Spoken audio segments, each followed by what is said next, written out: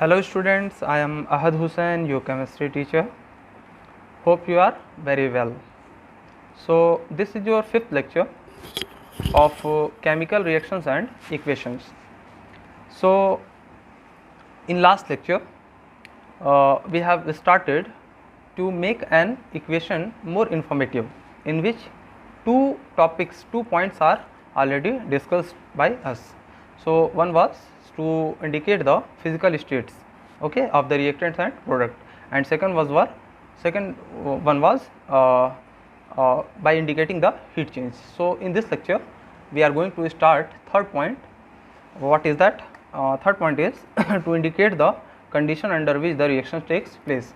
तो हम लोगों ने पहले क्या देखा है लास्ट लेक्चर में कि सबसे पहला पॉइंट क्या है, किसी भी रिएक्शन को मोर इन्फॉर्मेटिव बनाने के लिए उसमें रिएक्टेंट्स एंड प्रोडक्ट किस स्टेट में है, फिजिकल स्टेट क्या है उनकी, गैसियस हैं, लिक्विड हैं, सॉलिड हैं, या रिएक्टेंट जो भी हैं और प्रोडक्ट जो भी हैं उनका क्या स्टेट्स है, गैसेस, सॉलिड, लिक्विड क्या है, उसको हम लोग जी एस या किसी चीज़ से एल से हम लोग डिनोट कर देते हैं, उसके सामने थोड़ा सा इंडिकेट कर देते हैं. उसके बाद हमने देखा हीट चेंज के बारे में. तो हीट चेंज में क्या हो रहा था, या तो वो एंडोथर्मिक होगा या तो वो रिएक्शन एक्सोथर्मिक होगी. एंडोथर्मिक होगी तो हीट उसमें रिएक्टेंट साइड में ऐड करते हैं, ओके. और अगर एक्सोथर्मिक रिएक्शन होगी तो हीट को हम लोग हीट के सिंबल को, हीट के साइन को किधर लगाते हैं, या हीट सिंपली कहाँ लिख देते हैं, प्रोडक्ट साइड में लिख देते हैं. फिर उसके बाद मैंने बताया कि हीट जो होता है बेसिकली ये एनर्जी ही होता है. तो हम लोग या तो हीट लिख दें या तो एनर्जी लिख दें, रिएक्टेंट या प्रोडक्ट साइड जैसा हम लोग का रिक्वायरमेंट हो उस तरीके से मोर इन्फॉर्मेटिव किसी भी रिएक्शन को बनाया जा सकता है. अभी हम लोग जब आगे बैलेंसिंग देखेंगे तो उसमें मैं और अच्छे तरीके से ये सारी चीज़ें समझा दूंगा. उससे पहले हम लोग थर्ड पॉइंट डिस्कस कर लेते हैं जल्दी से, ओके. अब हम लोग को मोर इन्फॉर्मेटिव बनाना था तो हमने पहला क्या देख लिया, फिजिकल स्टेट उसका हमको दिखाना है, सॉलिड है, लिक्विड है, गैस है, क्या है. उसके बाद हमको क्या दिखाना है, हीट चेंज के बारे में बताना है कि हीट इसने ली है या रिएक्शन में हीट रिलीज हुई है. थर्ड पॉइंट क्या है कि अब हम लोग देखेंगे कि किस कंडीशन में रिएक्शन हो रही है, to indicate the condition under which the reaction takes place. तो इसमें क्या है हम लोगों को अगर हम लोगों को क्या है, सारी लाइन अब मैं नहीं पढ़ूंगा, जहाँ पे मुझे ज़रूरत होगी जो एकदम इंपॉर्टेंट लाइन्स होगी वही मैं पढ़ूंगा. बाकी आप लोग थोड़ा सा बच्चों अपने तरफ से मेहनत कर लीजिए, हल्का फुल्का जो लिखा है आप लोग खुद भी पढ़ सकते हैं ये सारी चीज़ें, है ना. तो if heat is required for a reaction to takes place then the sign, heat sign delta is put over the arrow. ये डेल्टा साइन क्या बताता है अभी के लिए आप ये जान लीजिए. जनरली तो हम लोग डेल्टा का मतलब चेंज इन समथिंग देखते हैं, मतलब किसी चीज़ में चेंज देखते हैं.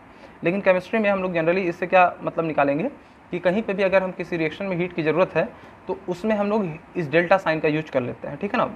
ये इंस्टेड ऑफ राइटिंग 700 केल्विन या 400 केल्विन या कुछ भी इस तरीके का अगर रिएक्शन किसी टेम्परेचर पे हो रहा है तो उसको उतना टेम्परेचर ना लिख करके सिंपली हम लोग हीट से भी, डेल्टा साइन से भी काम चला लेते हैं, ओके.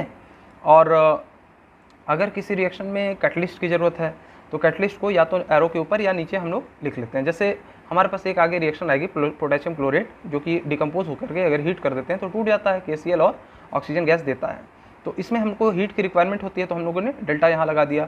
और कैटलिस्ट की ज़रूरत होती है तो कैटलिस्ट को हमने कहाँ लगा दिया, नीचे यहाँ लिख दिया MnO2. कैटलिस्ट क्या होता है बच्चों, कैटलिस्ट जो होता है ये रेट ऑफ रिएक्शन अल्टर कर देता है. मतलब किसी रिएक्शन को होने में अगर टाइम लग रहा है तो उसको बहुत जल्दी कर देगा, ठीक है ना. तो कई लोगों का ये कहना है कि रेट ऑफ रिएक्शन को तेज कर देता है ना, फास्ट कर देता है. लेकिन कैटलिस्ट ऐसा नहीं बच्चों. Catalyst can alter the rate of reaction, या तो ये इंक्रीज़ भी कर सकता है या डिक्रीज़ भी कर सकता है ना. कई तरह के कैटलिस्ट का अलग अलग काम होता है. लेकिन जनरली हमको इंडस्ट्रियल लेवल पर क्या चीज़ की ज़रूरत होती है, किसी भी रिएक्शन को फास्ट कराने की ज़रूरत होती है. इसलिए हम लोग क्या कहते हैं कि रेट को बढ़ा देता है कैटलिस्ट, है ना. तो यहाँ पे देखिए हमारे पास पोटेशियम क्लोरेट है, इसको जब हम लोग हीट करते हैं तो क्या किस चीज़ की प्रेजेंस में, MnO2 की प्रेजेंस में. MnO2 की प्रेजेंस नहीं होगी तो ये रिएक्शन फास्ट नहीं होगी, ओके. तो MnO2 की प्रेजेंस में क्या होता है, KCl और O2 में ये टूट जाता है, मतलब डिकम्पोज हो जाता है. पोटेशियम क्लोरेट क्या होता है, ClO3 माइनस को हम लोग क्लोरेट आयन बोलते हैं और पोटेशियम K को हम पोटेशियम बोलते हैं. और हम जानते हैं कि मेटल जो होता है एक इलेक्ट्रॉन दे देता है, तो पोटेशियम एक इलेक्ट्रॉन दे करके K+ बन जाएगा और ClO3 माइनस से वो आपस में कंबाइन कर लेगा, कूलम्बिक फोर्स ऑफ अट्रैक्शन रहेगा यहाँ पर और KClO3 पोटेशियम क्लोरेट बना लेता है, ठीक है. इतना डीप नहीं जानना है, बस ये आपके अंडरस्टैंडिंग के लिए मैं बोल दे रहा हूँ, है ना. तो पोटेशियम क्लोरेट को हमने हीट किया, हीट करने का सिंबल क्या है, ऊपर दिखाते हैं. और हमने किसकी प्रेजेंस में किया था, इसको हमने एक कैटलिस्ट MnO2 की प्रेजेंस में, जिसको मैंगनीज ऑक्साइड बोला जाता है, उसकी प्रेजेंस में किया था. इससे हमें क्या मिला, पोटेशियम क्लोराइड मिला और ऑक्सीजन गैस मिला. अब इसका बैलेंसिंग जो है, यहाँ पे आपको कुछ कोएफिशिएंट दिख रहा है, यहाँ 2 दिख रहा है, यहाँ 2 दिख रहा है, यहाँ 3 दिख रहा है.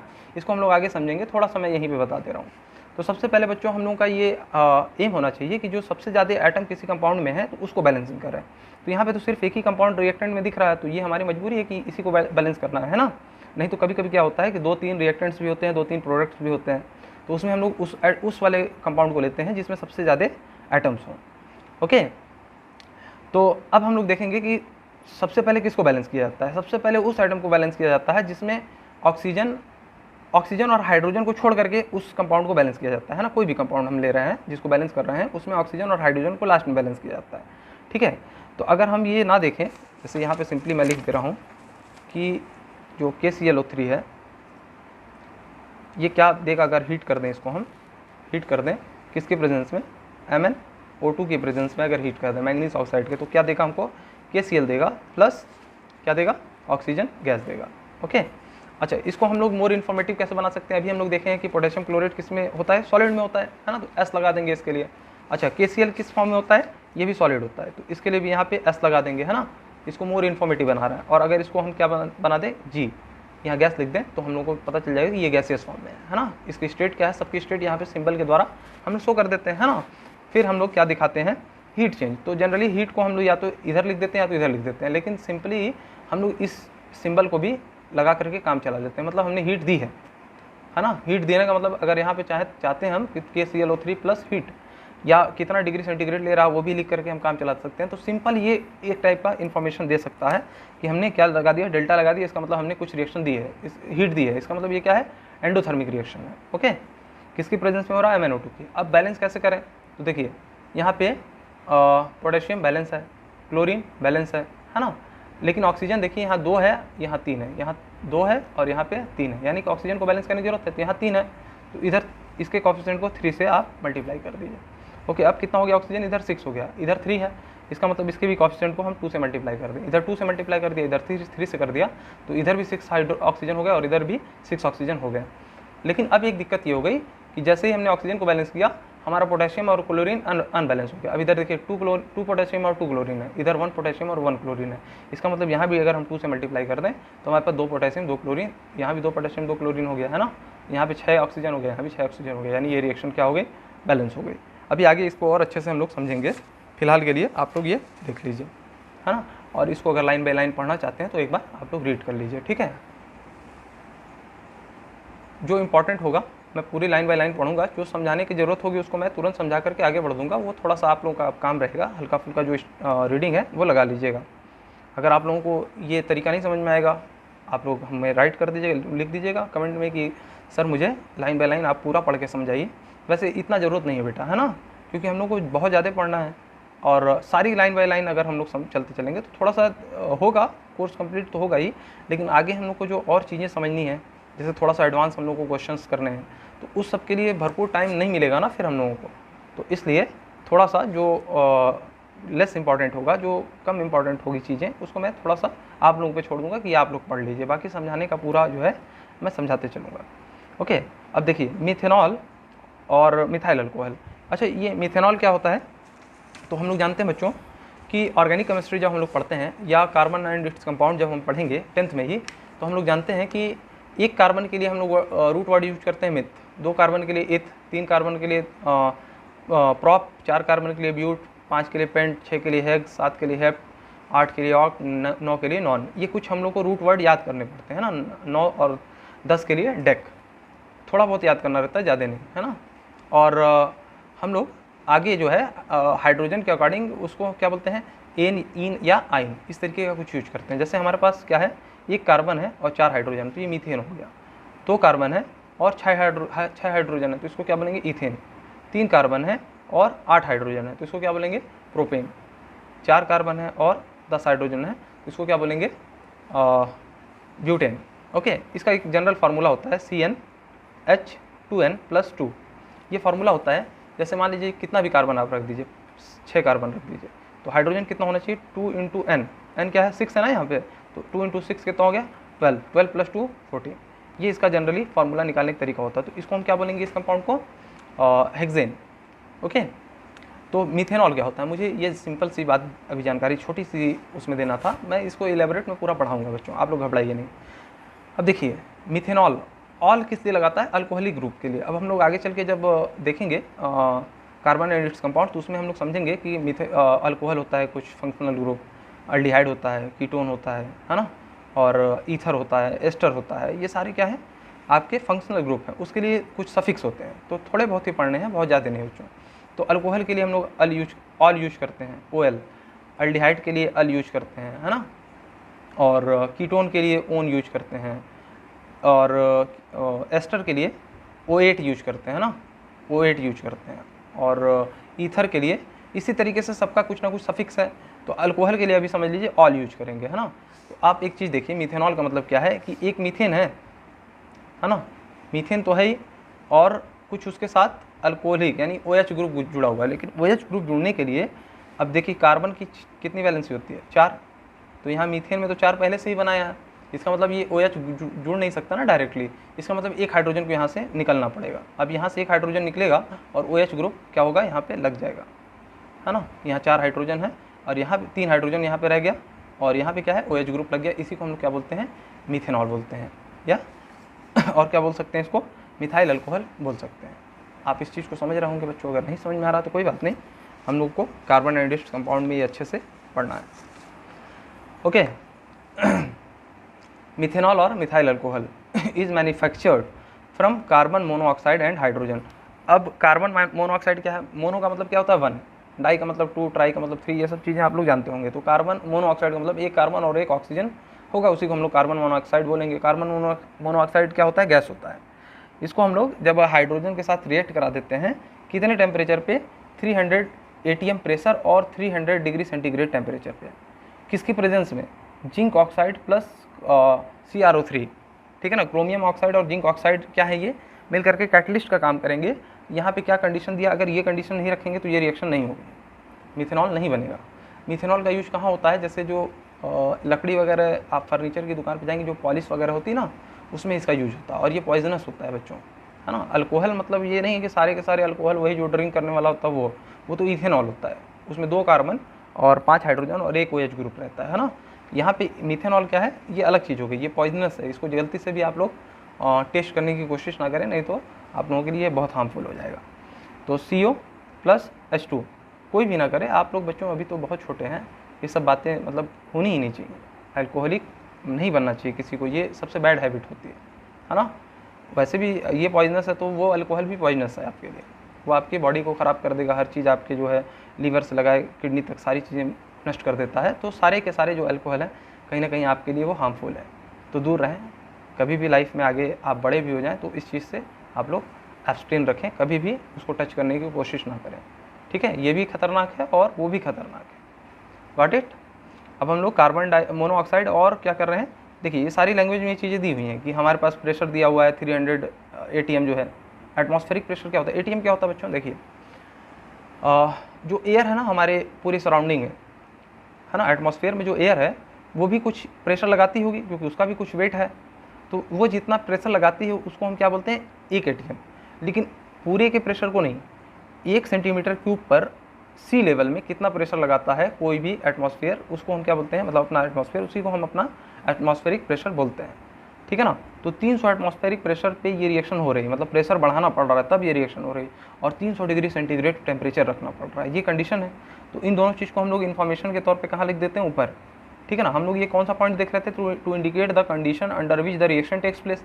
तो किस कंडीशन में हो रही है? जब हम कंडीशन बना दे रहे हैं कि 300 डिग्री सेंटीग्रेड टेम्परेचर दे रहे हैं और 300 ATM प्रेशर रख रहे हैं, तब ये रिएक्शन हो पा रही है। और किसकी प्रेजेंस है? कैटलिस्ट विथ मतलब मिक्सचर है कैटलिस्ट का, वो कौन है? जिंक ऑक्साइड और क्रोमियम ऑक्साइड। देखिए यहाँ पे जिंक ऑक्साइड और क्रोमियम ऑक्साइड मिल करके क्या कर रहे हैं? कैटलिस्ट का काम करते हैं। कैटलिस्ट क्या होता है? या तो रेट ऑफ रिएक्शन बढ़ा देता है या तो रेट ऑफ रिएक्शन घटा देता है, लेकिन हम लोग जनरली देखते हैं कि रेट ऑफ रिएक्शन को बढ़ा देता है, मतलब जितनी जल्दी ये होनी चाहिए उससे फास्ट करा दे रहा है, ताकि हमारा प्रोडक्शन जल्दी से जल्दी इसका ज़्यादा से ज़्यादा हो सके। इंडस्ट्रियल लेवल पे जितना ज़्यादा प्रोडक्शन हम कर पाएंगे उतना ही ज़्यादा प्रॉफिट हम लोग बना पाएंगे, है ना।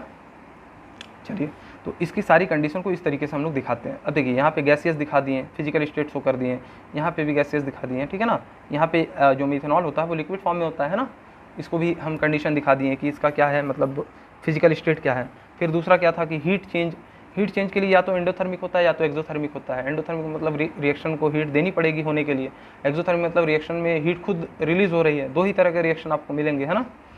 तो हीट के लिए या तो हम लोग इधर प्लस हीट लिख दे रहे थे रिएक्टेंट साइड अगर एंडोथर्मिक है, या प्रोडक्ट साइड में अगर एक्सोथर्मिक है तो लिख दे रहे थे हीट, या सिंपली हम लोग क्या कर दे रहे हैं टेम्परेचर को यहाँ मेंशन कर दे रहे हैं। अगर 300 डिग्री सेंटीग्रेड लिख दिए तो मतलब 300 डिग्री सेंटीग्रेड टेम्परेचर हो रहा है, इसका मतलब इसको हीट करना पड़ेगा, हीट देनी पड़ेगी। या तो प्रोडक्ट हम रिएक्टेंट साइड हीट ही लिख देते हैं, है ना। लेकिन इसको मोर इन्फॉर्मेटिव बनाने के लिए हमने क्या कर दिया 300 डिग्री सेंटीग्रेड ऊपर लिख दिया, ठीक है ना। इससे रिएक्शन ज़्यादा समझ में आती है ना। चलिए, तो ये रिएक्शन आप लोगों को समझ में आ गई होगी। बैलेंसिंग वगैरह आप लोग अगर इसको देखना चाहें तो अभी बता देते हैं क्या क्या हो रहा था। कार्बन मोनोऑक्साइड प्लस हाइड्रोजन क्या दे रहा था हमको, किसकी प्रेजेंस में, 300 ATM प्रेशर था, है ना, और 300 डिग्री सेंटीग्रेड क्या था टेम्परेचर था। और किसकी प्रेजेंस थी, जिंक ऑक्साइड ZnO प्लस, और क्या था हमारे पास क्रोमियम ऑक्साइड था CrO3। ओके, ये हमारी कंडीशन थी, ये हमारी कंडीशन थी। और हमें क्या मिल जा रहा था, मिथेनॉल। मिथेनॉल क्या था, CH3OH, ये हमारा मिथेनॉल होता है। अब सबकी हम लोग को कंडीशन लिखनी है, क्या है फिजिकल स्टेट, तो ये गैसियस होता है हम जानते हैं, ये भी गैसियस होता है, और ये क्या होता है लिक्विड फॉर्म होता है। तो ये हमने क्या बता दी, इसकी फिजिकल स्टेट बता दी यहाँ पे ये सब, और ये हमने इसकी कंडीशन बता दी कि 300 ATM पे होगा, 300 डिग्री सेंटीग्रेड पे होगा, और ये कैटलिस्ट की तरह काम करेंगे हमारे पास। जिंक और जो क्रोमियम ऑक्साइड है, जिंक ऑक्साइड और chromium oxide mixture of catalyst है। कभी कभी एक ही कंपाउंड का कैटलिस्ट हो जाता है, कभी कभी एक एलिमेंट का, जैसे Fe भी क्या है कैटलिस्ट है, ठीक है ना, और निकल भी क्या है कैटलिस्ट है। तो कभी कभी एक एलिमेंट का ही क्या हो जाता है, एक एटम का ही कैटलिस्ट बन जाता है। कभी कभी क्या होता है कंपाउंड का होता है, कभी कभी मिक्सचर का होता है। तो जिस तरह की रिएक्शन में जिस तरह का रिक्वायरमेंट होता है उस तरीके का हम लोग कैटलिस्ट ले लेते हैं। इतना आप लोगों को अभी सोचना ही नहीं, ठीक है। ये तो आप लोगों को मैं थोड़ा सा ज़्यादा इन्फॉर्मेशन देने की वजह से बता दे रहा हूँ, ठीक है। अब इसको हम बैलेंस कैसे करेंगे, है ना। यहाँ तो सिंपली 2 से मल्टीप्लाई कर दिया है रिएक्शन को, इसलिए मतलब इसके कोफिशिएंट को, इसलिए लग रहा है कि बैलेंस कर दिया है ना। लेकिन अगर ये रिएक्शन ऐसे दिखाती है और कहता बैलेंस करिए तो कैसे करते हैं हम लोग। सबसे पहले देखते हैं कार्बन बैलेंस है, हाँ एक कार्बन, ठीक है। ऑक्सीजन बैलेंस है, एक ऑक्सीजन बैलेंस है। हाइड्रोजन नहीं बैलेंस दिख रहा है, यहाँ 2 दिख रहा है, और यहाँ पे 2 और 1, 3 और 1 4 दिख रहा है। तो यानी कि यहाँ पे कितने से मल्टीप्लाई कर दें, 2 से, तो ये भी 4 हो गया, इधर हाइड्रोजन भी 4 है। अब देखिए कार्बन 1, ऑक्सीजन 1, हाइड्रोजन 4, ठीक है। अब आप लोग समझ गए होंगे बैलेंसिंग कैसे होती है, क्योंकि नेक्स्ट पार्ट हम लोग का यही है ना। The green plants make food by photosynthesis. Photosynthesis से ही क्या बनाते हैं ग्रीन प्लांट्स, अपना फूड बनाते हैं। इस चीज़ को आप लोग बायोलॉजी में अच्छे से समझे होंगे, फिर भी थोड़ा सा मैं बता दे रहा हूँ। During photosynthesis carbon dioxide combines with water in the presence of sunlight and the green pigment of leaves called chlorophyll to make food like glucose and oxygen gas is given out. The condition for the reaction of photosynthesis to take place are the presence of sunlight and chlorophyll. So we can write the chemical equation for photosynthesis along with condition as follows. तो किस condition पे photosynthesis reaction होगी। अब photosynthesis क्या होता है आप लोग जानते हैं बच्चों। अगर फोटोसिंथेसिस रिएक्शन नहीं होती तो अर्थ पे लाइफ पॉसिबल नहीं होती, है ना। अब पौधे अपना खाना बनाते ही नहीं तो पौधे ग्रो करते नहीं। अब पौधे ग्रो नहीं करते तो वो हमें फल और सब्जियां कहाँ से देते हैं बच्चों, अनाज कहाँ से देते हैं। तो फोटोसिंथेसिस का प्रोसेस कितना इंपॉर्टेंट है आप समझ सकते हैं। अब कुछ बच्चे ये सोच रहे होंगे कि सर वो अगर हमें फल नहीं देते हैं तो मांस खा के ज़िंदा रह लेते हैं, मीट खा के ज़िंदा रह लेते हैं, है ना। तो जो बच्चे ऐसा सोच रहे हैं तो वो ये सोच लें, मान लीजिए आप मांस खाते हैं या मीट खाते हैं, बकरे का खाते हैं या किसी चीज़ का भी, तो बकरे क्या खाते हैं बच्चों, बकरे भी तो पेड़ पौधे पे ही जीवित रहते हैं, है ना। तो जो बकरे हैं अगर पेड़ पौधे ग्रो ही नहीं करेंगे तो वो खाएंगे क्या। इसका मतलब प्लांट नहीं होंगे तो अर्थ पे लाइफ भी पॉसिबल नहीं होगी। तो प्लांट के होने के लिए फोटोसिंथेसिस रिएक्शन कितना इंपॉर्टेंट है। जब वो ग्रो करेगा, फोटोसिंथेसिस होगी तभी तो ग्रो करेगा। तो अब उस रिएक्शन को केमिस्ट्री कैसे समझाता है, देखिए। कार्बन डाइऑक्साइड क्या लेगा, पानी लेगा, है ना। कार्बन डाइऑक्साइड और पानी लेगा कौन, पौधे लेंगे। किसकी प्रेजेंस रहेगी, सनलाइट की। और जो उनके पास ग्रीन पिगमेंट होता है जिसको क्लोरोफिल कहते हैं, ये भी ज़रूरत पड़ती है उसकी, है ना। तो पौधे में ये कंडीशन होती है कि सनलाइट चाहिए और क्लोरोफिल चाहिए, तब ये रिएक्शन होगी। अब पौधे अपना खाना बनाएंगे कार्बन डाइऑक्साइड और वाटर रूट के जरिए लेते हैं ना, रूट से वो वाटर लेते हैं, है ना। अब वो क्या बनाएंगे, ग्लूकोज बनाएंगे, C6H12O6। और साथ ही साथ ऑक्सीजन रिलीज़ करेंगे। अब ऑक्सीजन हमारे लिए कितना ज़रूरी है, अगर ये नहीं पौधे रिलीज़ करेंगे तो ऑक्सीजन धरती पे क्या है, ख़त्म हो जाएगा, है ना, फिर जीवित कैसे रहेंगे। तो कई ये जो रिएक्शन हो रही है इसमें कई फ़ायदे हैं और यही हमारे लाइफ को क्या बना रहा है, जीवित रहने योग्य बना रहा है अर्थ पे। हाँ, चलिए अब इस रिएक्शन को हम लोग देख लेते हैं कि बैलेंस कैसे करते हैं। ये कंडीशन समझ गए। देखिए कार्बन डाइऑक्साइड गैसियस है तो यहाँ पे स्टेट उसका शो कर दिया है, वाटर लिक्विड है तो यहाँ स्टेट शो कर दिया है, ठीक है ना। C6H12O6 जो ग्लूकोज है हमारा वो क्या एक्वस है। एक्वस मतलब क्या होता है कि पानी से सराउंडेड है, ओके, चारों तरफ उसे वाटर मॉलिक्यूल घेर करके रखे हैं, यही होता है एक्वस, ओके। कोई चीज़ पानी में अगर है तो उसको एक्वस बोल देते हैं, है ना। और दूसरा लिक्विड क्या मतलब कोई चीज़ मेल्ट है, जैसे NaCl आपने लिया, आप यहाँ पे समझ लीजिए NaCl लिया, नमक, घर पे नमक लिया, इसको सिंपली हीट किया कुछ देर तक तो ये क्या होगा, मेल्ट हो जाएगा, तो इसको लिक्विड स्टेट बोलेंगे। लेकिन NaCl का टुकड़ा लिया और पानी में हमने इसको डाल दिया, तुरंत घुल जाता है। यहाँ पे हमने हीट दिया, है ना, सिर्फ नमक लिया था, पानी नहीं लिया था, हीट किया, खूब बहुत ज़्यादा हीट किया तो क्या बन गया, लिक्विड बन गया, तो उसको हम NaCl लिक्विड लिखेंगे। लेकिन अगर NaCl को हमने पानी में डाल दिया तो तुरंत घुल जाएगा, तो उसको हम क्या लिखते हैं, NaCl एक्वस, ठीक है ना। अब आप समझ होंगे यहाँ लिक्विड लिखना है या NaCl एक्वस लिखना है, ये किस चीज़ पे डिपेंड करता है, जो अभी हमने कंडीशन बताई कि उसको डायरेक्ट हीट करके आप लिक्विड फॉर्म में ले गए हैं या पानी में डाल दिए हैं वो घुल गया है। पानी में डालने के बाद अगर घुल गया है या पानी में डालने से उसको वाटर मॉलिक्यूल ने सराउंड कर लिया है तो उसको हम लोग क्या लिखते हैं, एक्वस। लेकिन अगर हमने उसको हीट करके क्या करा है, मेल्ट कराया है, तो उसको हम लोग बोलते हैं लिक्विड। या कई चीज़ लिक्विड डायरेक्ट होती है, जैसे वाटर क्या है, रूम टेम्परेचर पर डायरेक्ट लिक्विड फॉर्म में होता है ना, ओके। चलिए अब देखते हैं हम लोग इस रिएक्शन को कैसे बैलेंस किया जाए, ओके, क्योंकि हम लोग का आगे पार्ट ही क्या है, बैलेंस करने का, इसलिए हम लोग थोड़ा सा समझते चलेंगे। जैसे कार्बन डाइऑक्साइड है प्लस वाटर है, ये कौन लेगा, पौधे लेंगे, किसकी प्रेजेंस में, सनलाइट के प्रेजेंस में, सनलाइट के प्रेजेंस में। और इसके पास क्या होता है, पौधों के पास क्लोरोफिल होता है ना। ये चीज़ें आप लोग बायो में पढ़ लिए होंगे या पढ़ने वाले होंगे। तो सनलाइट और क्लोरोफिल के प्रेजेंस में कार्बन डाइऑक्साइड और वाटर मिल करके फूड बनाते हैं पौधों के लिए। क्या बनाते हैं, C6H12O6, ये क्या होता है, ग्लूकोज होता है ना, ग्लूकोज होता है। प्लस क्या देते हैं पौधे, ऑक्सीजन गैस देते हैं, है ना। अब सबकी फिजिकल स्टेट को कैसे शो करेंगे, यहाँ पे ये गैसियस होता है तो G लिख दीजिए, और ये वाटर किस फॉर्म में होता है, लिक्विड में, तो L लिख दीजिए, है ना। और ये क्या होता है, एक्वस फॉर्म में होता है तो AQ लिख दीजिए यहाँ पे, और ये भी गैस में होता है तो यहाँ पे G लिख दिए। अब देखिए कितनी इन्फॉर्मेशन मिल गई यहाँ पे, है ना। अच्छा, लेकिन बैलेंस नहीं है रिएक्शन, यहाँ पे 2 कार्बन है, यहाँ पे 1 कार्बन है, 2 ऑक्सीजन है, और यहाँ पे 1 ऑक्सीजन है, मतलब यहाँ 6 कार्बन है, और यहाँ पे 6 ऑक्सीजन दिख रहे हैं, यहाँ पे 2 दिख रहा है, मतलब यहाँ पे कुछ भी बैलेंस नहीं दिख रहा है ना। और law of conservation of mass is that the number of the masses of reactant should be equal to the masses of product. या हम ये कह सकते हैं law of conservation of atoms is that the atoms of reactant side must be equal to the atoms of product side. इस तरीके से भी इसको हम बना सकते हैं। Law of conservation of mass को हम केमिस्ट्री में इस तरीके से यूज कर सकते हैं कि एटम जितने भी रिएक्टेंट साइड में होंगे उतने ही एटम्स प्रोडक्ट साइड में होने चाहिए। तो यहाँ पे 1 कार्बन दिख रहा है, यहाँ कितना दिख रहा है, 6, तो सिंपली 6 से इधर मल्टीप्लाई कर दीजिए इसके कोफिशिएंट को, ये भी 6 कार्बन हो गया, ओके।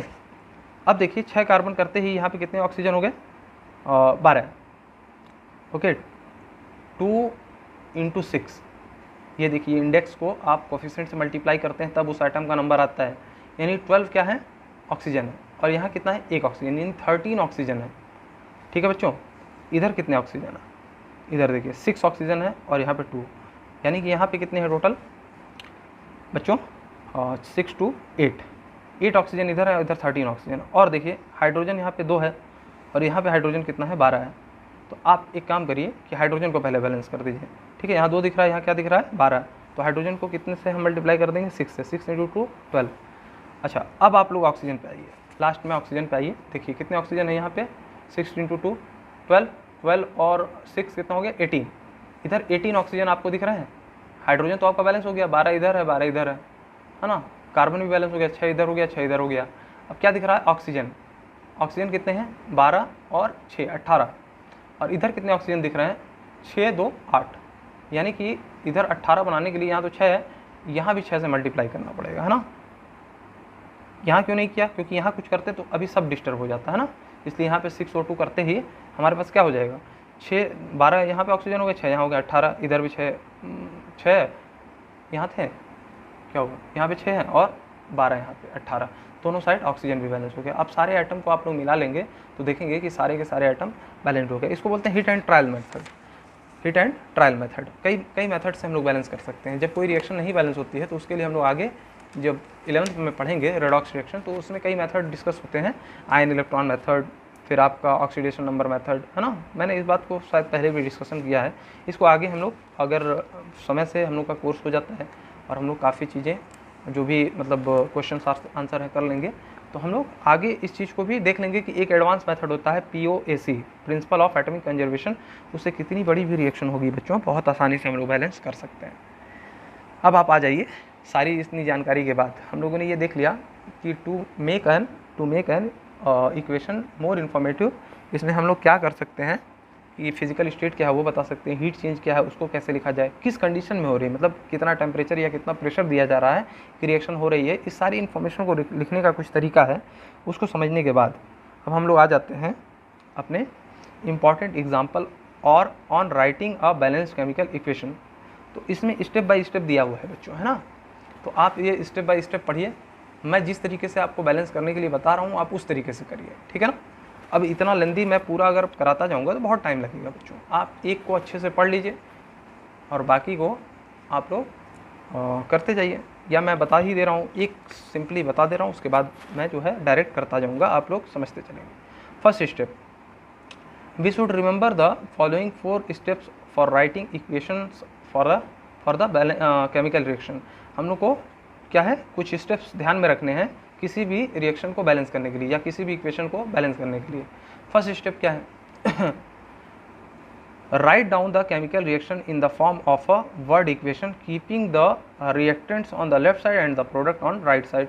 हम लोग सबसे पहले वर्ड्स में लिख लेते हैं ना, जो रिएक्टेंट्स होंगे उसको लेफ्ट साइड में एरो के, है ना, और जो प्रोडक्ट होगा उसको राइट साइड में एरो के। Step 2, put the symbol and formulae of all the reactants and products in the whole equation.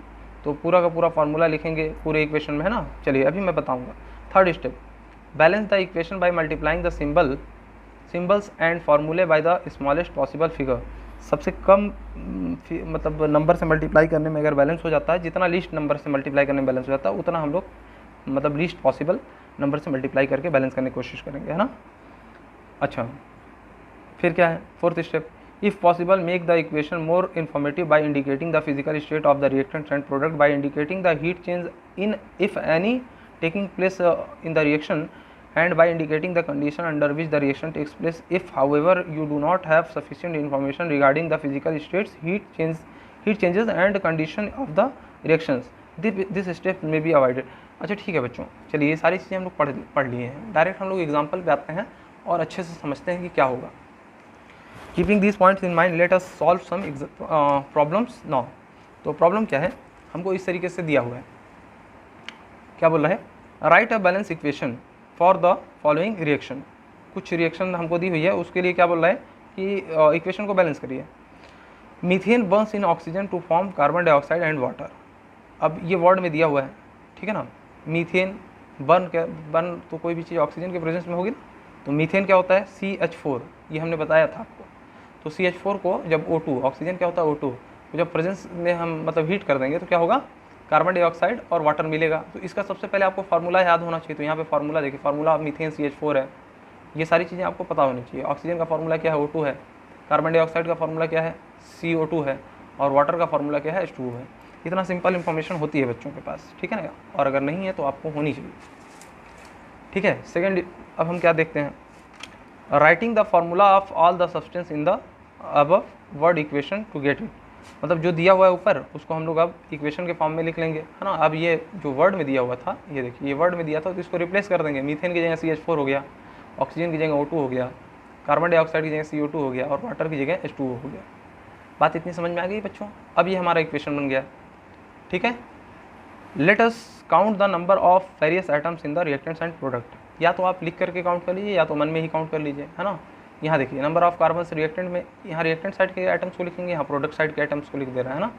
अब देखिए रिएक्टेंट साइड में कितने कौन से आइटम है, कार्बन है, हाइड्रोजन है और ऑक्सीजन, और कोई आइटम तो दिख नहीं रहा, तो तीनों का नाम लिख लिए, है ना। नंबर ऑफ कार्बन कितना है, नंबर ऑफ हाइड्रोजन कितना है, नंबर ऑफ ऑक्सीजन कितना है। तो कार्बन हम देख रहे हैं रिएक्टेंट में 1 है और प्रोडक्ट में कितना है, 1 है अच्छा हाइड्रोजन कितना है, हाइड्रोजन रिएक्टेंट में कितने हैं 4 है और प्रोडक्ट में कितने हैं 2 है। देखिए यहाँ पे हाइड्रोजन 2 दिख रहा है आपको। अच्छा नंबर ऑफ ऑक्सीजन आइटम कितने हैं, यहाँ पे 2 है और यहाँ पे कितना है, यहाँ पे 1 और ये 2 तो एक 3 है ना। अब ये हम समझ गए, या तो इसको लिख लीजिए या तो मन में ही सोच लीजिए कितने कितने हैं, है ना। आगे चल के आपको इतना लिखने का ज़रूरत नहीं है, मन में ही सोच के काम चलेगा। Okay, the number of carbon items is equal to the, मतलब बोथ साइड कार्बन इक्वल है, यही सब बता रहा है कि हाइड्रोजन जो है अनबैलेंस्ड है, ऑक्सीजन जो है अनबैलेंस्ड है, सिर्फ क्या है कार्बन बैलेंस्ड है। तो आप लोग किस पे जाइए, क्या कह रहा है, there are 4 hydrogen atoms on the left side and 2 hydrogen atoms on the right side. To have 4 hydrogen atoms on the right side we have to multiply H2O by 2 writing. ठीक है, कह रहा है कि अगर हम लोग देख रहे हैं कि जो हाइड्रोजन इधर रिएक्टेंट साइड में 4 दिख रहा है, यहाँ पे दिख रहा है 4 और प्रोडक्ट साइड में 2 ही दिख रहा है, तो इसको हम 2 से मल्टीप्लाई कर देंगे। अब 2 से मल्टीप्लाई करते ही कुछ इस तरीके का इक्वेशन दिखने लगेगा। अच्छा अब नेक्स्ट स्टेप में क्या करना है, फिर से काउंट करिए, या तो बैठ करके या तो आप लोग मन में सोच लीजिए कि कितना दिख रहा है हमको। यहाँ 4 हाइड्रोजन हो गया, यहाँ पे 4 हाइड्रोजन हो गया, यहाँ 1 कार्बन, यहाँ 1 कार्बन है, यहाँ पे कितने 2 ऑक्सीजन है और इधर मिला करके 2 और 1 3 ऑक्सीजन। अब ऑक्सीजन को बैलेंस करने की जरूरत आ गई है ना, तो ऑक्सीजन को कैसे बैलेंस करेंगे, इधर 3 है और इधर 2 है। देखिए चलिए क्या हो गया, सॉरी यहाँ पे 3 नहीं रह जाएगा ना बच्चों, यहाँ पे 2 से हम लोग मल्टीप्लाई करने के बाद जब सेकंड इक्वेशन में देखें तो यहाँ पे 2 और 2 4 हो जाएंगे ऑक्सीजन। फर्स्ट वाले स्टेप में क्या होता कि जो है 3 ऑक्सीजन थे यहाँ पे ऊपर, लेकिन जैसे ही हम यहाँ पे 2 से मल्टीप्लाई करके हाइड्रोजन बैलेंस किए हैं, ये ऑक्सीजन के साथ भी तो वो 2 मल्टीप्लाई होगा, वो दोनों के साथ होता है। किसी भी कंपाउंड के अगर हम लोग किस में मल्टीप्लाई कर रहे हैं, कोफिशिएंट में अगर मल्टीप्लाई कर रहे हैं, कंपाउंड है तो कंपाउंड के सारे आइटम के साथ वो मल्टीप्लाई होता है, ठीक है ना। इंडेक्स के साथ तो मल्टीप्लाई हो जाता है और जितने आइटम है उतने टाइम उसको लिख देते हैं, मतलब यहाँ से 2 से मल्टीप्लाई किए तो ये हाइड्रोजन 2 × 2 4 हो जाएगा और ऑक्सीजन का जो इंडेक्स है कुछ नहीं है तो 1 है, 1 × 2 2 हो जाएगा, यानी 2 ऑक्सीजन और 2 ऑक्सीजन 4 हो गया इधर और इधर 2 है, यानी रिएक्टेंट साइड में 2 ऑक्सीजन और प्रोडक्ट साइड में कितने हो गए 4। 2 से मल्टीप्लाई करने के बाद ये कंडीशन मिल गई। अब देखिए सेकंड टाइम हमने लिखा जब, तो कार्बन आइटम कितने रिएक्टेंट में 1 है, यहाँ देखिए 1 है और प्रोडक्ट में कितने हैं 1 है। अच्छा हाइड्रोजन आइटम 4 4 बैलेंस कर लिए ऊपर, ऑक्सीजन आइटम कितने हैं 2 है और इधर 4 है, यानी रिएक्टेंट में कितने दिख रहे हैं हमको 2 और प्रोडक्ट में कितने दिख रहे हैं 4। अच्छा ये सिर्फ इतना लंबा हम लोग समझने के लिए कर रहे हैं, आगे जब हम चलेंगे तो डायरेक्ट बैलेंसिंग ही करेंगे। ओके बच्चों चलिए ठीक है। Only the number of oxygen item is unequal now, there are 2 oxygen item on the left side but 4 on the right side. To have 4 oxygen atoms on the both side left side we have to multiply O2 by 2 and write 2O2। अच्छा देखिए क्या कह रहा है कि जैसे यहाँ पे 2 था इस साइड ऑक्सीजन, इधर 4 था, तो इधर भी 4 बनाने के लिए इसको 2 से मल्टीप्लाई करेंगे। देखिए अब रिएक्शन को हमने ऐसे लिख लिया, मीथेन था मीथेन, अब यहाँ पे 2 से मल्टीप्लाई करने के बाद कुछ ऐसा हो जाएगा है ना, और बाकी को हम लोग ऐसे ही लिख लेंगे, यानी कि number of atoms in reactant side is equal to number of atoms in product side हो गया है ना। अब इसको भी अगर हम काउंट करना चाहें तो फर्दर इस तरीके से काउंट करके हम लोग दिखा सकते हैं ना, कि वेरियस आइटम को हमने लिख दिया, रिएक्टेंट साइड कितना प्रोडक्ट साइड कितना, आप देखिए सब तरफ बराबर हो गया। तो इस तरीके से इतना लेंदी मेथड जाइए, या ये रिएक्शन वगैरह जो होती हैं 5 सेकंड 10 सेकंड का काम है बैलेंस करना, डायरेक्ट कर सकते हैं, इतना लंबा हमको लिखने की कोई ज़रूरत नहीं। ये तो स्टेप है, ये जानकारी होनी चाहिए कि ये स्टेप होता है, इस तरीके से होता है, बाकी हम लोग बैलेंसिंग आराम से कर लेते हैं। This chemical equation contains an equal number of various type of atoms in the reactants and products, so this is balanced equation। ठीक है, बोल रहा है कि बैलेंस कर लिया, अब डिस्कशन कुछ कर रहा है, कर लिया जाए। The above equation can be made more informative by indicating the physical states of the reactants and product as well as the heat changes taking place in the reaction as discussed below। मतलब जो हम लोग discuss कर चुके हैं उसको हम लोग कोई भी जो रिएक्शन हम लोग इक्वेशन बैलेंस किए हैं उसको मोर इन्फॉर्मेटिव बनाने के लिए क्या कर सकते हैं, फिजिकल स्टेट लिख सकते हैं। देखिए मीथेन क्या होता है, मीथेन क्या होता है गैसियस, ऑक्सीजन क्या होता है गैसियस, कार्बन डाइऑक्साइड क्या होता है गैस होता है, और वाटर क्या होता है। What about the physical state of H2O? If a reaction takes place in a aqueous medium then H2O is in the liquid state and if we H2O liquid for it use क्या करते हैं, we write H2O liquid for it. If the reaction takes place in the vapour phase, अच्छा मान लीजिए reaction vapour phase में हो रही तो H2O के लिए हम लोग गैसियस मतलब G से डिनोट कर देते हैं ना। और अगर क्या होता है methane gas burns in oxygen gas to form carbon dioxide gas, water vapour और स्टीम क्या हो रहा है मतलब चलिए फॉर्म हो रहा है। So water in is in the gaseous state here and we write H2O gases, ठीक है। मतलब जैसे कोई भी रिएक्शन, मान लीजिए H2 है ना, H2O की कितनी फॉर्म होती है, 3 फॉर्म होती है ना, सॉलिड लिक्विड गैस। अब मान लीजिए सॉलिड फॉर्म में तो आप क्या लगा देंगे, S लगा देंगे। अगर H2O क्या है, लिक्विड फॉर्म में है तो L लगा दीजिए, और अगर H2O गैसेस फॉर्म में है या वेपर फॉर्म में तो G लगा दीजिए आप, ठीक है ना। तो वही है। अब हम लोग बैलेंस करने के बाद रिएक्शन को देखें, इस तरीके का कुछ आया इक्वेशन, है ना। CH4 + 2O2 gives us CO2 + 2H2O। अब इसको मोर इन्फॉर्मेटिव बनाने के लिए हमने यहाँ पे G लगा दिया, गैसियस है, ये गैसियस है, ये गैसियस है और ये गैसियस है, सब के सब गैसियस ही हैं। ओके, चलिए बच्चों, ये सारी चीज़ समझने के बाद अब हम लोग एक चीज़ और है कि अगर ये एंडोथर्मिक होता तो हीट किधर लगाते हैं, रिएक्टेंट साइड। अगर एक्सोथर्मिक है तो हीट क्या है, इधर राइट साइड लगाते हैं, है ना। ये सारी चीज़ें हम लोग समझ चुके हैं, इसलिए मैं जल्दी जल्दी चल रहा हूँ, सिंपल प्रॉब्लम है। तो हम लोग जानते हैं कि जो मीथेन और ऑक्सीजन का, मीथेन ऑक्सीजन की प्रेजेंस में बर्न होगा। बर्न होना मतलब बच्चों हीट रिलीज़ करना। कोई भी चीज़ जलेगी तो हीट देगा ना, तो हीट किधर लिखेंगे हम लोग, प्रोडक्ट साइड में लिखेंगे, रिएक्टेंट साइड में नहीं लिखेंगे। जब भी ये मीथेन बर्न हो रहा है ऑक्सीजन की प्रेजेंस में, बर्न होना मतलब क्या है, एक्सोथर्मिक है, वो हीट देगा, खुद हीट देगा, तो किधर लिखेंगे उसको, हीट को प्रोडक्ट साइड में लिखेंगे। ओके, चलिए, this equation now gives us the physical state of the reactants and product as well as the heat changes taking place in the reaction. So this is a more informative equation. तो ये ज़्यादा informative equation है अगर हम लोग सारे के सारे फिजिकल स्टेट्स बता देते हैं, ठीक है ना। मोर है, मोस्ट नहीं है। अभी यहाँ पे इसकी कंडीशन भी लिख देते हैं, कितने टेम्परेचर पे हो रहा है, कितने प्रेशर पे हो रहा है, तो वो क्या हो जाता, और ज़्यादा इन्फॉर्मेटिव हो जाता है ना। लेकिन इतना आपके 10th के लिए है, ठीक है, सफिशिएंट है। चलिए, आप लोगों को हर रिएक्शन का टेम्परेचर अभी नहीं याद करना है कि कौन सी रिएक्शन कितने टेम्परेचर पे होती है, ये सब आगे के पार्ट्स हैं, आप लोगों को 10th में सिंपली देखना होता है। चलिए, सैम्पल प्रॉब्लम 2 है। 2 क्या कह रहा है, convey the following information in the form of a balance chemical equation. अब कुछ इन्फॉर्मेशन दी है इसको हम लोग बैलेंस केमिकल इक्वेशन के फॉर्म में लिखेंगे। On adding aqueous solution of sodium hydroxide. अब बच्चों ये बात समझते चलिए कि सोडियम हाइड्रोक्साइड क्या होता है। सोडियम हाइड्रोक्साइड ये होता है NaOH, ठीक है। फार्मूला भी आप लोग याद करते चलिए, क्या बोल रहा है, on adding sodium aqueous solution of sodium hydroxide NaOH हो गया, to an aqueous solution of copper sulphate. अच्छा, यहाँ पे एक्वस सोल्यूशन बोला तो यहाँ AQ लिख दीजिए सिंपली। किससे ऐड कर रहा है, कॉपर सल्फेट से। कॉपर सल्फेट का फॉर्मूला क्या होता है, CuSO4, ठीक है ना। ये भी क्या है, एक्वस है, तो यहाँ भी AQ लिख लीजिए, AQ। अच्छा, कॉपर हाइड्रोक्साइड इज प्रेसिपिटेटेड। यहाँ पे जब रिएक्शन हो रही है तो क्या बन रहा है, कॉपर हाइड्रोक्साइड, यानी कि CuOH। अच्छा, Cu की वैलेंसी 2 होती है तो OH की 1 होती है, तो यहाँ पे 2 होना चाहिए, है ना। तो CuOH होल ट्वाइस को इसको क्या बोलते हैं, कॉपर हाइड्रोक्साइड। अच्छा, इस प्रेसिपिटेटेड मतलब क्या है, इस तरीके का कुछ नीचे बैठ जा रहा है, सिंबल बना दीजिए, है ना। अच्छा, and sodium sulphate remains in the solution. और क्या बच जाता है, सोडियम सल्फेट, यानी कि क्या बच जाएगा, Na2SO4। SO4 का 2 माइनस होता है और Na पे 1 प्लस होता है, यानी कि यहाँ पे Na को 2 आना चाहिए। ये सब चीज़ें बाद में मैं बताऊँगा अच्छे से। ये हमारी कंडीशन है। देखिए, मैंने बिना उसको आगे देखिए इस तरीके से मैंने इन्फॉर्मेशन पढ़ी और लिख दिया। जिसको आइडिया होगा वो इस तरीके से बना लेगा। अब ये अगर सोल्यूशन में पड़ा है तो ये किस फॉर्म में होगा बेटा, ये हमेशा किस फॉर्म में होगा, एक्वस फॉर्म में। यहाँ नहीं देने के बावजूद अगर सोल्यूशन में पड़ा है तो हम समझ गए कि क्या है वो, एक्वस फॉर्म में। ओके, चलिए, या आगे कुछ और इन्फॉर्मेशन दी होगी तो मैं देखता हूँ, बताता हूँ, ठीक है।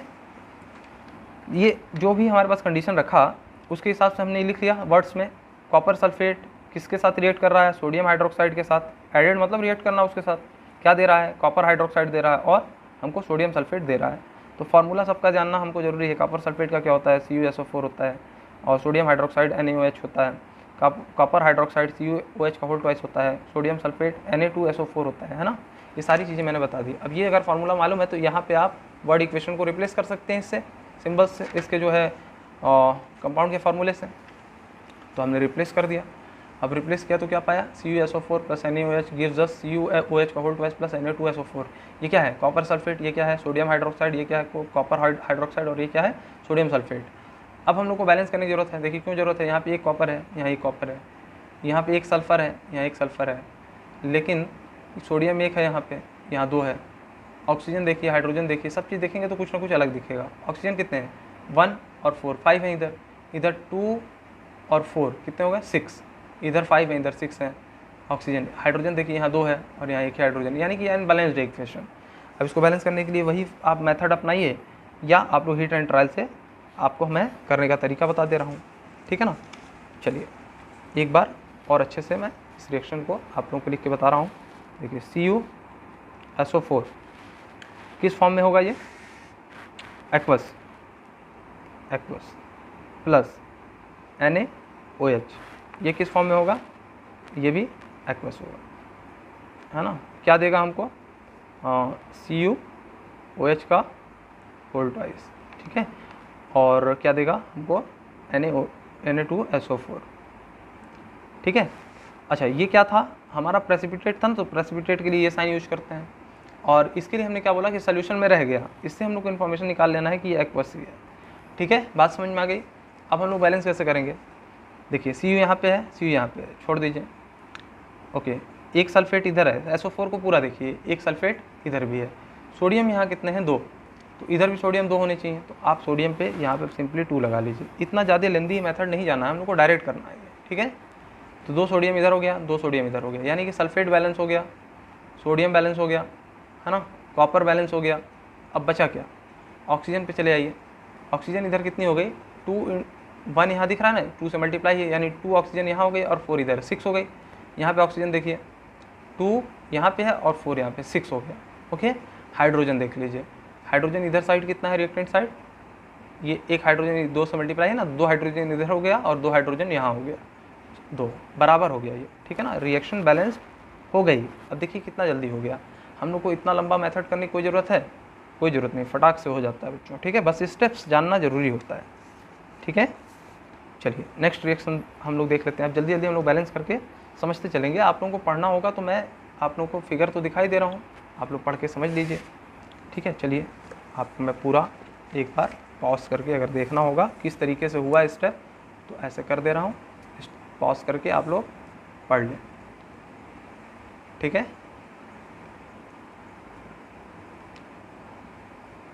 चलिए ओके,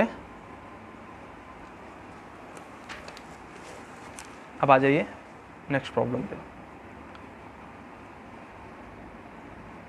सैम्पल प्रॉब्लम 3 क्या कह रहा है, वर्ड से आप लोग इसके लैंग्वेज से आप लोग इन्फॉर्मेशन निकालना सीखिए बच्चों। Write a balance chemical equation with state symbol for the following reactions. अच्छा, हीटेड आयरन मेटल, क्या बोला है, heated iron metals react with steam to form iron 2,3 oxide Fe2O4 and hydrogen. अच्छा बच्चों, इसके बारे में ये कैसे, ये 2 आता है, ये 3, ये रोमन डिजिट में कुछ नंबरिंग करनी पड़ती है, ये ऑक्सीडेशन नंबर का मतलब कुछ उसके टॉपिक्स हैं। जब हम लोग ऑक्सीडेशन वगैरह समझेंगे तो अच्छे से समझेंगे, लेकिन अभी पीछे कुछ इन्फॉर्मेशन दी है इसके बारे में, ये क्या होता है। अभी मैं ऐसे डायरेक्ट ही बता देता हूँ आप लोगों को। देखिए जैसे आयरन ऑक्साइड होता है FeO, ठीक है ना, Fe2O3, 2 तरह के ऑक्साइड होते हैं, ठीक है ना। ऑक्सीजन का हमेशा -2 होता है ऑक्सीडेशन स्टेट या वैलेंसी जो भी कह लें, -2 होती है, ठीक है ना। अब -2 जो है इसका होगा तो इसका मतलब न्यूट्रल है पूरा कंपाउंड, तो आयरन पे कितना होना चाहिए, +2, यानी आयरन यहाँ पे +2 है और ऑक्सीजन -2 है, ठीक है। ऑक्सीडेशन स्टेट ऑफ आयरन कितना हो गया, +2। अच्छा बेटा, हम बताए हैं यहाँ पे ऑक्सीजन का हमेशा कितना होता है, -2 होता है ना, तो -2 × 3 -6 होगा इधर ऑक्सीजन का टोटल, तो -6 को न्यूट्रलाइज करने के लिए +6 चार्ज चाहिए, तो +6 कैसे होगा, जब एक आयरन पे 3 होगा तो 2 आयरन है यहाँ पे, 3 × 2 6 है, यानी यहाँ पे ऑक्सीडेशन स्टेट क्या है, आयरन का 3 है। आयरन का ऑक्सीडेशन स्टेट बदलता रहता है, मतलब 2 तरह का होता है, एक FeO और एक Fe2O3 में, इसमें 2 है और इसमें 3 है इसका ऑक्सीडेशन नंबर। बात समझ में आ रही है। अच्छा, इसको क्या लिखते हैं, आयरन 2 ऑक्साइड, और इसको क्या लिखते हैं, आयरन 3 ऑक्साइड, है ना। अच्छा, एक और होता है Fe3O4, है ना बच्चों। अब इसमें हम ऑक्सीडेशन स्टेट निकालने बैठे हैं तो 4 ऑक्सीजन की वजह से 4 × -2 8 हो जाएगा, -8 को न्यूट्रलाइज करने के लिए +8 चाहिए। +8 जो होता है वो 3 से डिवाइड करेंगे तो नंबर ऑफ चार्ज आ जाएगा ना, एक आयरन पे कितना है, तो तो 8/3 यहाँ पे तो कैंसिल ही नहीं हो रहा, और चार्ज हम जानते हैं फ्रैक्शन में नहीं हो सकता है। तो यहाँ पे क्या होता है बच्चों कि ये मिक्सचर होता है इन दोनों का, FeO और Fe2O3 का, है ना। तो देखिए यहाँ पे टोटल कितने Fe हो गए 3, और 1 ऑक्सीजन और 3 ऑक्सीजन FeO, मतलब FeO और Fe2O3 का ये मिक्सचर जो होता है उसी को हम क्या बोलते हैं, Fe3O4 बोलते हैं। अब ऑक्सीडेशन नंबर का जो कॉन्सेप्ट है ये बच्चों 11th में बहुत अच्छे से पढ़ाया जाता है, ठीक है ना। मैं अलग से इस पर बेसिक लेक्चर आप लोगों के लिए बना दूंगा, अभी थोड़ा सा समझाने के लिए बस इसको आप लोग देख लीजिए प्रॉब्लम को, है ना। अच्छा, क्या बोल रहा है कि आयरन प्लस स्टीम क्या दे रहा है हमको, आयरन 2,3 ऑक्साइड, यानी कि क्या है Fe प्लस H2O, स्टीम का मतलब क्या है H2O है, सिंपली समझ लीजिए आप लोग। क्या दे रहा है हमको, आयरन 2,3 ऑक्साइड का मतलब क्या हो गया Fe3O4। ये देखिए ये लैंग्वेज लिखा है लेकिन हम समझेंगे क्या, इससे समझेंगे, ठीक है।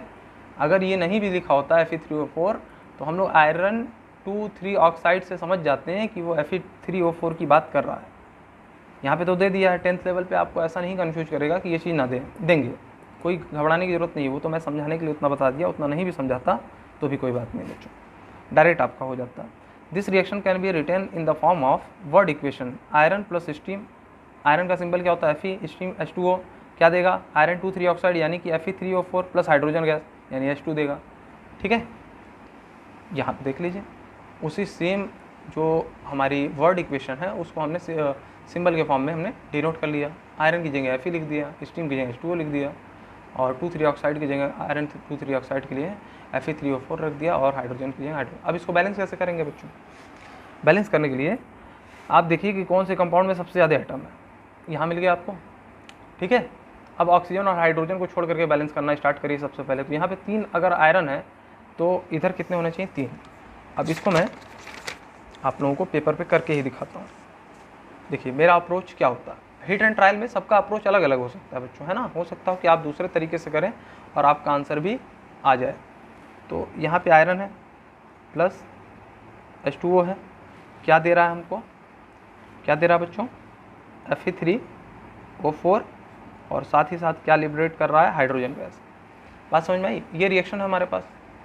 अब इसमें आप देखिए कि यहाँ पे सबसे ज़्यादा एटम किसके पास है, इस कंपाउंड के पास है, तो इसी को बैलेंस करना शुरू करिए। अब ऑक्सीजन और हाइड्रोजन को लास्ट में बैलेंस करते हैं। यहाँ पे 3 आयरन है तो यहाँ पे कितने से मल्टीप्लाई कर दीजिए, सिंपली 3 से मल्टीप्लाई कर दीजिए बच्चों, ठीक है। अब आ जाइए आप, क्या बचा आयरन मतलब बैलेंस हो गया, अब क्या बचा ऑक्सीजन और हाइड्रोजन। तो यहाँ पे 2 हाइड्रोजन दिख रहा है, यहाँ भी 2 दिख रहा है, यानी कि हमको मेनली बैलेंस किसको करना है ऑक्सीजन को। यहाँ 4 ऑक्सीजन है, यहाँ 1 ऑक्सीजन है, तो 1 और 4 को बैलेंस करना है। तो इधर भी रिएक्टेंट साइड में भी 4 होने चाहिए, यानी कि सिंपली इसके कोफिशिएंट को 4 से मल्टीप्लाई कर देंगे। अब देखिए यहाँ 4 ऑक्सीजन हो गया, इधर भी 4 है, लेकिन जैसे ही हम इसको 4 से मल्टीप्लाई किए हाइड्रोजन अनबैलेंस्ड हो गया। देखिए हाइड्रोजन 4 × 2 8 हो गया, यहाँ पे हाइड्रोजन 2 है ना। तो अब इसको भी 8 बनाना पड़ेगा ना, तो क्या करेंगे सिंपली 4 से मल्टीप्लाई करते हैं। देखिए कितनी जल्दी बैलेंस हो गए reaction, 3Fe + 4H2O gives us Fe3O4 + 4H2। अच्छा, इसको मोर इन्फॉर्मेशन बनाने के लिए यहाँ सॉलिड लिख लीजिए, यहाँ पे स्टीम है तो यहाँ पे गैसियस रहेगा, है ना, लिक्विड में नहीं रहेगा, ये गैसियस रहेगा। अच्छा, Fe3O4 क्या होता है, जो आयरन ऑक्साइड होगा ये भी क्या होगा सॉलिड फॉर्म में होगा, तो S लिख दीजिए उसकी जगह, और H2 की जगह G लिख दीजिए। ओके बच्चों, देखिए यहाँ पे वो रिएक्शन को बैलेंस करके उसका फिजिकल स्टेट भी दिया हुआ है, ठीक है बच्चों। देखिए सबका फिजिकल स्टेट दिया हुआ है। अब मैं एक बार आप लोगों को पढ़ने के लिए इसको स्क्रॉल कर दे रहा हूँ, आप लोग क्वेश्चन को अच्छे से पढ़ करके पूरी तरीके से अगर समझना चाहते हैं, मैंने जितना बताया उतना सफिशिएंट है, लेकिन इसको आप लोग अपने से अगर पॉज कर करके पढ़ना चाहते हैं तो पढ़ लीजिए, ठीक है बच्चों। चलिए यहाँ पे इसको भी आप लोग देख लीजिए, ठीक है। चलिए अब वीडियो बहुत लेंदी हो गया, अब कुछ एक प्रॉब्लम बचे हैं, और NCERT के ये सारे प्रॉब्लम थे ज़्यादातर, इसमें से 2-3 प्रॉब्लम और बची है, तो इसको मैं नेक्स्ट लेक्चर में कराने के बाद आप लोगों को आगे नेक्स्ट टॉपिक जो हमारा है उस पर मूव कर जाएंगे, है ना। कुछ क्वेश्चन करा देंगे और अलग से, कुछ क्या जितने भी मतलब रिक्वायर्ड रहेंगे उससे ज़्यादा ही आप लोगों को क्वेश्चन करा देगा। उसके बाद हम लोग देखेंगे type of chemical reaction. Types of chemical reaction में 5 तरह की होती हैं, combination reaction, decomposition reaction, displacement reaction, double displacement reaction, oxidation and reduction reaction. ये सब चीज़ें हम लोग को बहुत अच्छे से पढ़नी है बेटा। अब आप लोगों का इंपॉर्टेंट टॉपिक स्टार्ट हो रहा है। ये सब तो सिंपल बैलेंसिंग काफ़ी बच्चों को आती है, कुछ तो 9th में ही सीख लेते हैं ज़्यादातर चीज़ें, है ना। तो इसमें जितने भी मैक्सिमम क्वेश्चन अच्छे होंगे वो मैं कराने के बाद इस पर आ जाऊँगा, नेक्स्ट लेक्चर में मैं क्वेश्चन आंसर करा दूँगा, ठीक है। और अगर सारा हो गया मतलब जितना भी, तो तुरंत मूव कर जाऊँगा मैं इस टॉपिक पे, क्योंकि ये सबसे इंपॉर्टेंट चीज़ है, यही समझना। जब ये समझ में आएगा तो आगे की सारी चीज़ें समझ में आने लगेंगी, है ना। Physical states, heat change, condition वगैरह सारी चीज़ें अच्छे से समझ में आ गई होंगी। पढ़ाई करते रहिए बच्चों, अगर कोई दिक्कत होगी तो तुरंत राइट करिएगा। मैं एक तरीका अपना पैटर्न बदल दिया हूँ कि अब हर चीज़ पढ़ने की रिक्वायरमेंट नहीं है, क्योंकि मैं शुरू में इसलिए पढ़ता था ताकि बच्चे फेमिलियर हो जाए हर चीज़ से। अब मैं एक चीज़ को बता ही चुका हूँ, तो उससे रिलेटेड जो भी चैप्टर है जो पहले से बता चुके हूँ उस पर बहुत ज़्यादा टाइम नहीं देंगे बच्चों, है ना। उसको मैं जल्दी बता करके आगे बढ़ता चलूँगा।